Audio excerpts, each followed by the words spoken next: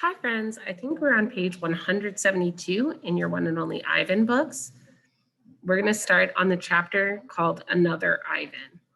When the morning comes, the parking lot glimmers with dew. I see the billboard on the highway. There I am, the one and only Ivan, bathed in the pink light of dawn. I look so angry with my furrowed brows and clenched fists. I look the way my father did the day the men came. I am, I suppose, a peaceful sort. I watch the world go by and think about naps and bananas and yogurt raisins. But inside me, hidden, is another Ivan. I could tear a grown man's limbs off his body. In the flicker of time it takes a snake's tongue to taste the air, he could taste revenge. He is the Ivan on the billboard. I stare at the one and only Ivan, at the faded picture of Stella, and I remember George and Mac on their ladders adding the picture of Ruby to bring new visitors to the Exit 8 Top Mall and Video Arcade. I remember the story Ruby told, the one where the villagers came to her rescue. I hear Stella's kind, wise voice. Humans can surprise you sometimes. I look at my fingers coated in red paint, the color of blood, and I know how to keep my promise. Days. During the days I wait, during the days I paint, I worry when Mac takes Ruby into the ring. He carries the claw stick with him all the time now. He doesn't use it. He doesn't have to. Ruby isn't fighting back anymore. She does whatever Mac asks. Nights. I close my eyes. I dip my fingers into the paint. When I'm done with one piece of paper, I set it aside to dry. It's so small, just one sheet, and I'm going to need so many. I move on to the next and the next and the next. It's a giant puzzle, and I'm making the pieces one by one. By morning, my floor is covered with paintings. I hide the paintings under the pool of my dirty water before Mac can see them. I don't want them to end up in the gift store selling for $20 a piece, 25 with a frame. These paintings are for Ruby, every one of them. Ivan, Ruby asked one morning when I'm trying to nap, why are you always sleepy during the day? I've been working on a project at night, I tell her. What's a project? It's a thing, a painting. It's a painting for you, actually, I answer. Ruby looks pleased. Can I see it? Not yet. Ruby pokes with annoyance at her roped foot. She takes a breath. Ivan, do I have to do shows with Mac today? I'm afraid so. I'm sorry, Ruby. Ruby dips her trunk in the water bucket. That's okay, she says. I already knew the answer. Not right. It's night again and everyone's asleep. I look at the pictures I've just made, one of dozens. It's smudged and torn, a muddy blur. I place it beside the others lining my floor. The colors are wrong. The shapes are off. It looks like nothing. It's not what I'm trying to create. It's not what it's meant to be.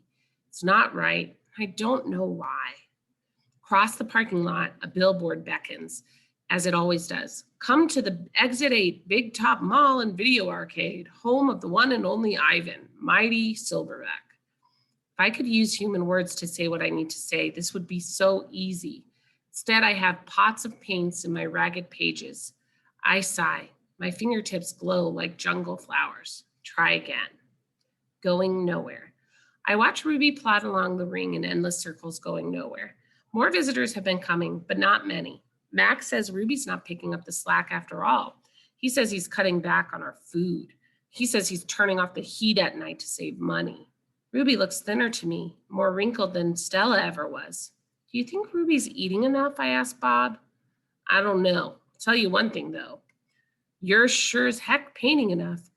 Bob wrinkles his nose. That stench is unbelievable.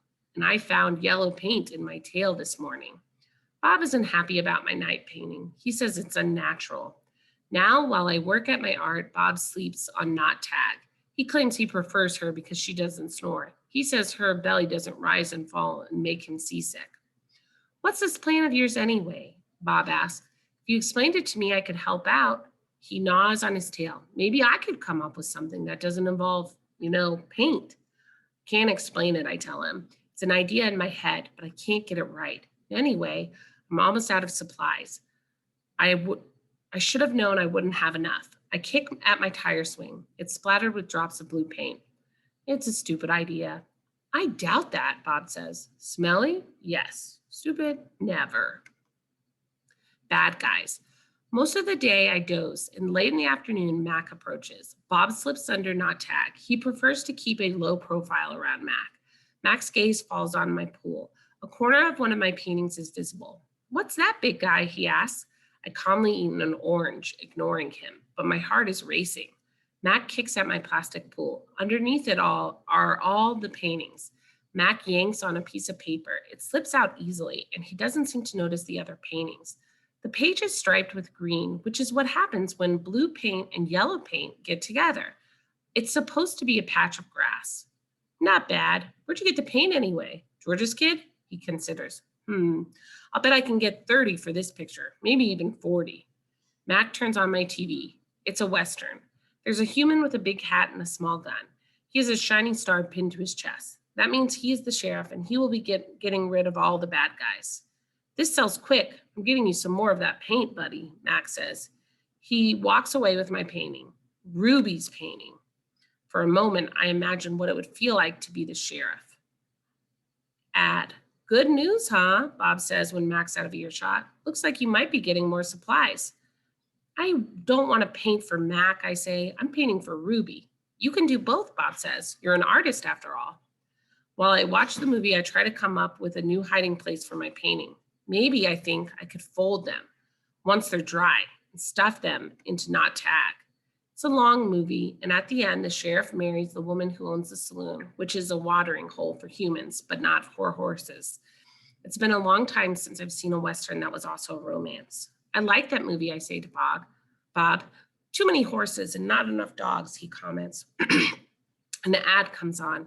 I don't understand ads. They're not like Westerns, where you know who the bad guy is supposed to be. And they're hardly ever romantic unless the man and the woman are brushing their teeth before they face lick. I watch an ad for underarm deodorant. How do you know who's who if they don't smell? I ask Bob. Humans reek, Bob replies. They just don't notice because they have incompetent noses. Another ad comes on.